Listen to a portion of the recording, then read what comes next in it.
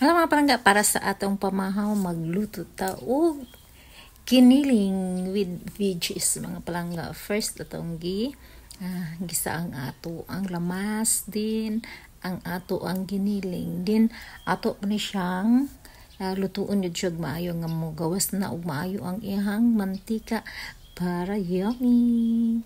Then karaw-karaw sa ta mga palangga, karaw lang. Then pagka nag-uga-uga na siya, ato siyang butangan o vinegar. Ang atong gibutang nga vinegar is apple vinegar. Then gamay lang kay atong gibutang kay aslom kaayo ang brag nga vinegar mga palangga. Pwede ra pud mo butang og kanang ordinary nga vinegar.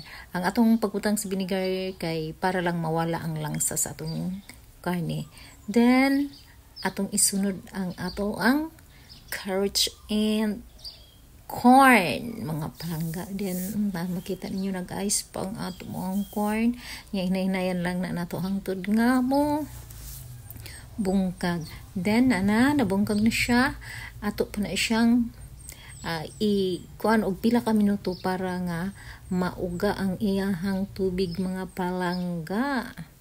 Then kinauga na siya, ato na siyang butangan og paper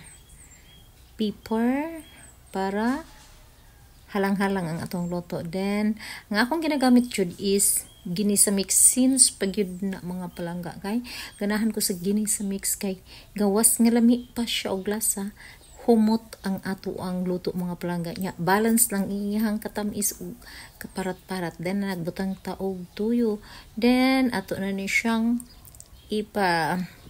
ipauga kay mas mugawas ang iyahang lami kung uga siya nga matuhop na ang iyahang tubig mga palangga. Mao nay sikreto kung magluto ta, ato yung ituhop ang tubig para lasa ang ato ang luto. Then pila ra may pagluto, human na. Thank you mga palangga for watching. Please like and subscribe. Rosita Kahato. Thank you for watching mga palangga. Love you all. God bless everyone.